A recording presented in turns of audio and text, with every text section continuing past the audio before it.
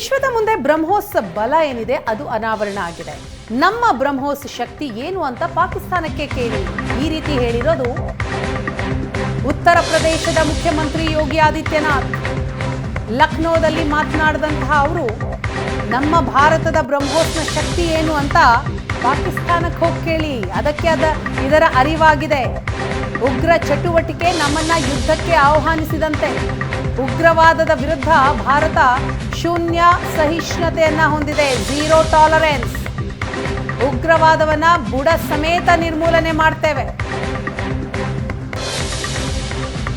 ಭಯೋತ್ಪಾದಕ ದಾಳಿಗಳಾದ್ರೆ, ಇನ್ನು ಮುಂದೆ ಭಯೋತ್ಪಾದಕ ದಾಳಿಗಳಾಗಿದ್ದೇ ಆದ್ರೆ ಅದನ್ನ ಯುದ್ಧ ಅಂತ ಪರಿಗಣಿಸ್ತೇವೆ. ಯುದ್ಧದ ಮುಖಾಂತರವೇ ತಿರುಗೇಟನ್ನ ಕೊಡ್ತೀವಿ.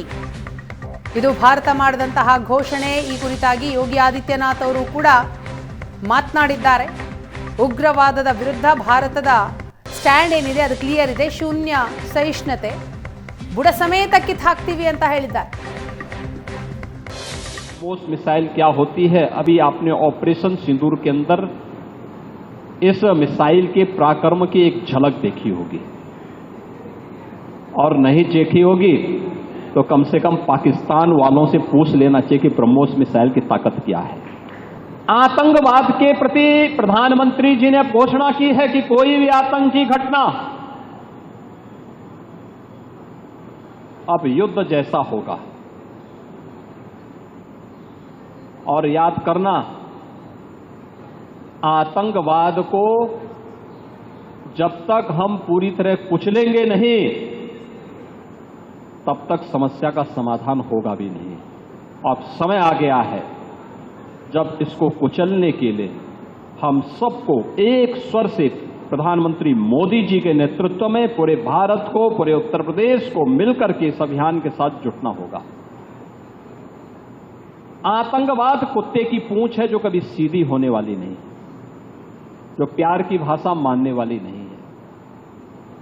उसको उसकी भाषा में जवाब देने के लिए तैयार होगा। और इस दिशा में भारत ने ऑपरेशन सिंदूर के माध्यम से दुनिया को एक संदेश दे दिया है।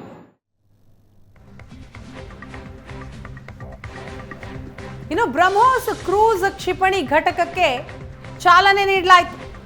ರಕ್ಷಣಾ ಸಚಿವ ರಾಜನಾಥ್ ಸಿಂಗ್ ಚಾಲನೆ ನೀಡಿದರು. ಒಟ್ಟು 80 ಎಕರೆ ವಿಸ್ತೀರ್ಣದಲ್ಲಿ ಈ ಘಟಕ ಸ್ಥಾಪನೆ ಆಗ್ತಾ ಇದೆ. 300 ಕೋಟಿ ರೂಪಾಯಿ ವೆಚ್ಚದಲ್ಲಿ ಘಟಕ ನಿರ್ಮಾಣ. ಭಾರತದಲ್ಲಿ ಬ್ರಹ್ಮೋಸ್ ಕ್ಷಿಪಣಿಯ ಘಟಕ ಉದ್ಘಾಟನೆಯನ್ನ ಮಾಡಿದ್ದಾರೆ ರಕ್ಷಣಾ ಸಚಿವ ರಾಜನಾಥ್ ಸಿಂಗ್. ವಿಶ್ವದ ಅತ್ಯಂತ ಅಪಾಯಕಾರಿ ಸೂಪರ್ಸಾನಿಕ್ ಕ್ರೂಸ್ ಕ್ಷಿಪಣಿ ಇದು ಬ್ರಹ್ಮೋಸ್. ಬ್ರಹ್ಮೋಸ್ ಉತ್ಪಾದನೆ ಇವತ್ತಿನಿಂದ ಆರಂಭ ಆಗತ್ತೆ. 290ರಿಂದ 400 ಕಿಲೋಮೀಟರ್ ವರೆಗೂ ಕೂಡ ಹೊಡೆಯುವಂತಹ ಸಾಮರ್ಥ್ಯ ಇದೆ. ಭಾರತದ ಬ್ರಹ್ಮೋಸ್ ಸತತ 27 ವರ್ಷಗಳ ಪರಿಶ್ರಮದ ಫಲ. का दिन मैं समझता हूं उस शक्ति की आराधना का दिन है जो हमारी सेनाओं को संबल प्रदान करती है, जो हमारी सेनाओं में निहित होकर दुश्मन पर कहर बरसाती है। आज का दिन मेरे लिए व्यक्तिगत रूप से बहुत ही महत्वपूर्ण है, क्योंकि मैंने अपने शहर लखनऊ के लिए एक सपना देखा था कि मेरा शहर भारत के डिफेंस सेक्टर को मजबूत करने में एक बड़ा योगदान दे। वह सपना अब पूरा हो रहा है। साथियों, BrahMos integration and testing facility का उद्घाटन इसलिए भी महत्व रखता है क्योंकि आज का दिन बहुत ही खास है। आप सब तो जानते ही हैं कि आज नेशनल टेक्नोलॉजी डे है। आज ही के दिन 1998 में श्रद्धेय अटल बिहारी वाजपेयी जी के नेतृत्व में हमारे वैज्ञानिकों ने पोखरण में परमाणु परीक्षण करके दुनिया को भारत की ताकत दिखाई थी। और वह परीक्षण हमारे साइंटिस्ट, इंजीनियर्स, डिफेंस पर्सनल और कई अन्य स्टेक होल्डर्स के अथक प्रयासों का ही परिणाम था। यह हमारे वैज्ञानिकों तथा इंजीनियर्स को मान्यता देने, उनको रिकॉग्नाइज करने और उनके कंट्रीब्यूशन को एक्नॉलेज करने का दिन है।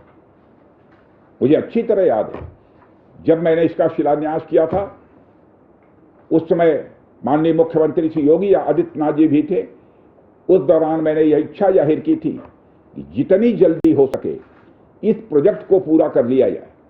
और मुझे यह देखकर बेहद, जिन भारत विरोधी और आतंकी संगठनों ने भारत माता के मस्तक पर हमला करके कई परिवारों के सिंदूर मिटाए थे, उन्हें भारतीय सेना ने ऑपरेशन सिंदूर के माध्यम से इंसाफ दिलाने का काम किया है। और इसके लिए आज सारा देश भारतीय सेनाओं का अभिनंदन कर रहा है। ऑपरेशन सिंदूर सिर्फ एक सैन्य कार्रवाई भर नहीं है, बल्कि भारत की राजनैतिक, सामाजिक और सामरिक इच्छा शक्ति का प्रतीक है।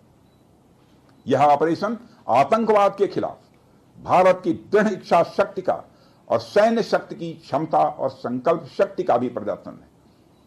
हमने दिखाया है, भारत आतंकवाद के खिलाफ जब भी कोई कार्रवाई करेगा तो आतंकवादियों और उनके आकाओं के लिए सरहद पार की जमीन भी सुरक्षित नहीं रहेगी। भारतीय सेनाओं ने ऑपरेशन सिंदूर को पाकिस्तान में मौजूद आतंकी ढांचा ढहाने के उद्देश्य से लॉन्च किया था। हमने उनके आम नागरिकों को कभी निशाना नहीं बनाया था, मगर पाकिस्तान ने न केवल भारत के नागरिक इलाकों को निशाना बनाया, बल्कि मंदिर, गुरुद्वारा, गिरजाघर पर भी हमले करने का प्रयास किया।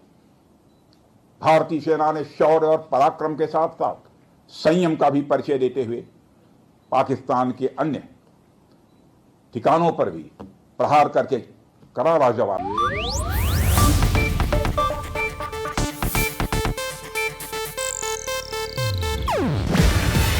ಇದು ಏಷ್ಯಾನೆಟ್ ನ್ಯೂಸ್ ನೆಟ್ವರ್ಕ್ ಪ್ರಸ್ತುತಿ. ನೀವು ನೋಡ್ತಿದ್ದೀರಾ ಏಷ್ಯಾನೆಟ್ ಸುವರ್ಣ ನ್ಯೂಸ್.